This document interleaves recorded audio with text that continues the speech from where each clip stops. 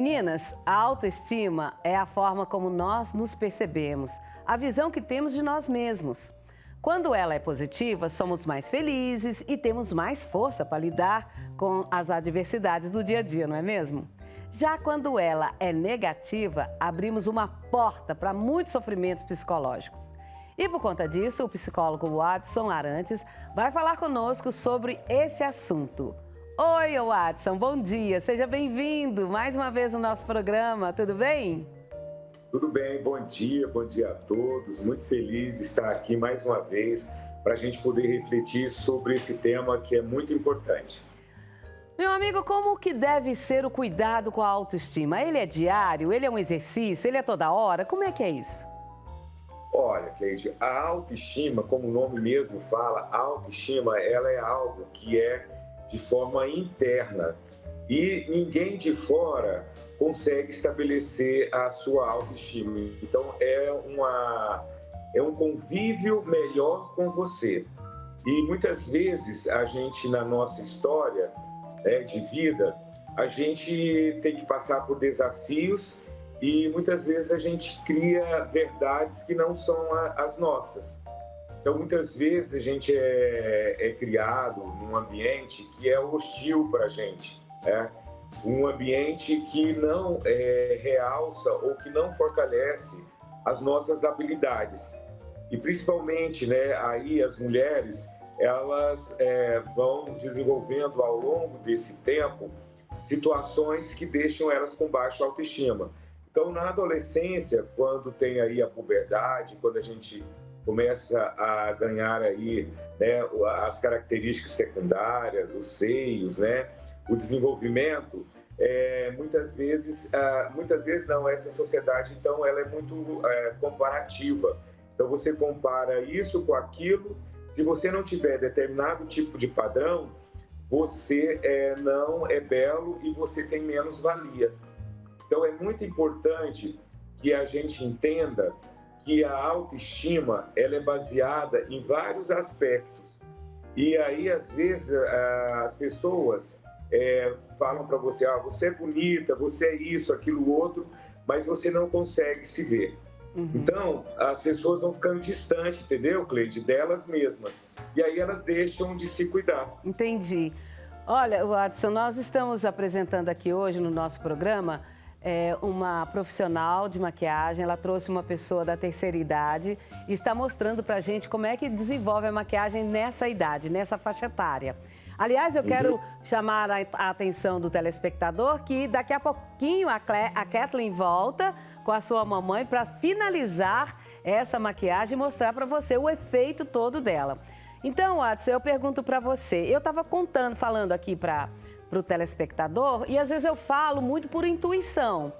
Você acha que esse trabalho aqui de maquiagem, porque geralmente a mulher, quando chega nessa idade, ela começa meio assim a desanimar, não quer saber mais de muita coisa. Você acha que esse simples hábito de se maquiar, de experimentar cores, coisas novas, se deixar ousar um pouco, você acha que isso contribui para melhorar a autoestima? Olha, essa sua fala é fantástica. Então, realmente, quando você se permite, e esse tipo de ação, dessa questão da maquiagem, ela realmente mostra essa parte, né, desse feminino que muitas vezes ele foi encoberto por uma relação de um processo, às vezes no casamento, às vezes a vida inteira, de não se apresentar, de não se colocar essa beleza, né? Então, não é esconder simplesmente a velhice, mas é colocar para frente, assim, para as pessoas, a importância de se cuidar. Então, a maquiagem, ela traz para as mulheres uma sensação de fortaleza, uma sensação de mais-valia, e aí isso projeta ela para o meio de uma forma mais segura. Então, é muito importante que realmente as pessoas elas entendam né, que um simples gesto de mudar a roupa, de cuidar do cabelo, né, de cuidar da maquiagem, de ter um momento só para si, né, de fazer uma ginástica, de cuidar, de ir para um chá com as amigas ou para um forró, né? Porque o único veículo que nós temos, que vamos levar até a nossa morte, é o nosso corpo. Então, nós temos que gostar desse veículo, desse corpo. Então, se eu não estou satisfeita com algo, né, que é independente da idade, eu vou me colocar porque eu tenho direito. Então, acho que é muito importante que as pessoas que estão nos assistindo, você tem o direito de estar melhor. E aí, o que eu estou fazendo no meu dia a dia para que isso aconteça? São situações que são importantes que a gente avalie. Watson, eu vou conversar aqui com você e com o telespectador, sempre dando exemplos de mim, porque eu estou vivendo e eu estou redescobrindo e estou adorando tudo isso. Eu era, assim, uma pessoa meio bicho do mato, sabe? Falava para mim assim, vamos ali, não vou não. Sempre colocava uma coisa, um obstáculo para não ir. Todas as vezes que eu me forcei a ir, eu quebrei a cara porque eu achei bom demais. Quando eu vou em algum lugar que me chamaram para ir, e eu falava, por exemplo, me chamaram para ir assistir uma peça outro dia, e eu falava, não, gente, ir para teatro, pegar estacionamento, botando 1000 obstáculos. Quando eu cheguei lá, a peça foi maravilhosa, encontrei pessoas que há muito tempo eu não via, depois nós saímos para um bate-papo, para um jantar, e foi maravilhoso, a noite foi maravilhosa. Quer dizer, a gente tem que parar com esse emburramento e dar oportunidade, porque as oportunidades, elas aparecem sempre, né? É isso mesmo, é isso que você fala, principalmente você que está sozinho, né, que está morando sozinho. Aí tem os grupos de convivência, tem os CRAs, né? Tem outros ambientes para você poder sair, porque para o deprimido, o melhor lugar é a casa. Ele fica ali tomando, entupindo de remédios, né? E aí é importante o que você fala, né? Quer dizer, eu estou desanimado, vou numa peça. Aí você encontra outra pessoa, né? A gente às vezes vai numa feira, né? Vai ali no cabeleireiro, né? Vamos arrumar o cabelo. Mas para quem? A gente tem que arrumar para a gente mesmo. E aí vai no cinema, mas eu vou sozinho? Não. A diferença, tem a diferença da solidão e a solitude. Então, a solidão, quando você se sente mal de estar, né? Às vezes, até no meio das pessoas, você está mal. Mas a solitude é você cuidar da sua vida diária e sentir bem, ouvir uma música, ver às vezes uma série, ou fazer o café para você, cuidar das plantas, e se maquiar, colocar uma música, dançar, sair com os colegas, né, com os amigos, mas às vezes eu não tenho amigos mais, mas vamos criar, vamos para esses espaços que existem em todas as cidades do país, para que você realmente, a sua autoestima, ela se coloque. Agora, se você não está conseguindo fazer isso sozinho, é importante buscar a ajuda de um profissional. Quando a gente percebe que a autoestima está mais baixa que o comum, é hora de procurar ajuda? Com certeza, quando você se sentir cansada, quando você sentir que você está olhando no espelho, você não está se reconhecendo, quando você simplesmente não comunica, não fica comunicando com a família, né? E a gente vive num momento em que a gente, às vezes, o telefone toca e a gente não atende e depois manda mensagem, né? Só que as pessoas mais velhas, ela é do tempo de ligar. Então, a gente não pode perder esse hábito, simplesmente porque a modernidade fala isso.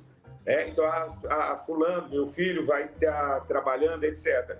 Marca o horário que você sabe que ele vai estar no almoço ou qualquer coisa assim e vai fazendo essa comunicação. Senão você vai ficando cada vez mais sozinho, e aí vai ter uma baixa autoestima e você pode chegar para uma tristeza profunda ou para uma depressão. Então é muito importante, né? Eu sempre falo que nós temos 2 tipos de lares, ou com o ninho vazio ou com o ninho cheio. Na pandemia, o ninho ficou muito cheio, porque os filhos vieram pro lar, ou a família veio por questões econômicas, essas coisas, então o lar está muito cheio. E aí a individualidade que foi conquistada na década de 2000, ela foi perdida também. Mas tem lares que está muito sozinho, é só uma pessoa ou só são duas pessoas. Então é importante que se movimente, é importante que realmente você vá para lugares que você pode criar aí laços afetivos, né? Porque eu sei que quando a gente vai envelhecendo, a gente tem muitas perdas, mas a gente tem que enfrentar o luto com a vida, né? E senão, obviamente, vai ter aí uma baixa autoestima. Então é muito importante dizer que a autoestima, ela tem vários fatores que a gente tem que enfrentar para a gente poder estar bem. Então, você tem que olhar no espelho e perceber, olha, você é o melhor amigo, a melhor amiga sua. Watson, e quando a gente depara com uma situação que eu já vi muito isso, graças a Deus eu não passei por isso não, mas muitas pessoas passaram e passam. Depois que tem o bebê, elas entram numa depressão que algumas pessoas falam que é depressão pós-parto, mas eu já identifiquei em algumas amigas, algumas pessoas que eu conheço, que elas ficaram muito tristes com o que aconteceu com o corpo dela. Ficou com a barriga mais flácida, a barriga que não acaba, e aí ela fica muito triste, aí ela não consegue conviver com aquele novo corpo e entra numa depressão. Tudo bem que a gente pode dizer assim, não, mas tem recurso para isso. Tem, tudo bem, mas quando a pessoa não tem e ela não consegue sair dessa tristeza, desse pós-parto, e tem o bebê e tudo mais, qual que é o caminho que você indica? Olha, é um processo muito natural quando se tem um bebê. A mulher, ela fica olhando muito para baixo, né? Quer dizer, cuidando do bebê e aquilo tudo, e ela se coloca nesse processo. Então, tem que tomar muito cuidado, porque aí realmente ela deixa de olhar mais para ela. E aí tem casos de mulher que realmente fica com depressão pós-parto, e aí tem que ter um tratamento psiquiátrico e psicológico. Agora, a pessoa que ela... e aí tem também outra coisa, Cleide, se a gestação ela foi também desejada, né? Porque às vezes a gestação não é desejada e a pessoa tem um filho, e aí ela sofre como se fosse algo pesado aquela criança, aquela gestação, e aí ela fica com esse conflito. Então isso vai depender da singularidade, como que a mulher ela se preparou para a gestação.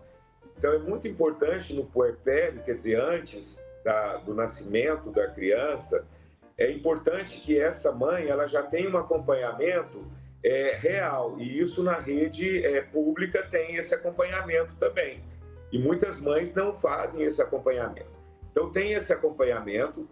Logo depois, né, do nascimento da criança, é importante que se tire aí algum tempo para poder cuidar desse corpo e entender que a vida ela é cheia de desafios.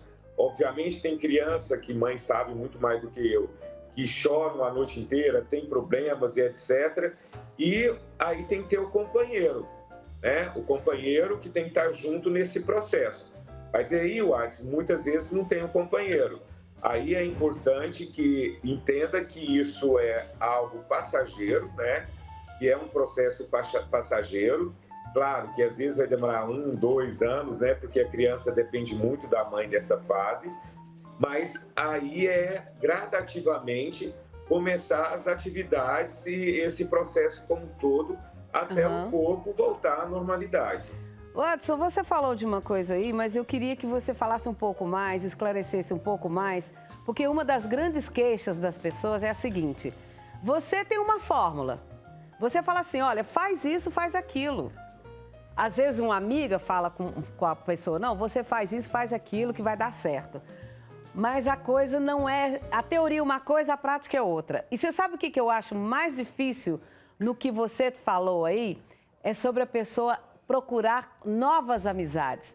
Ué, mas é tão fácil procurar novas amizades?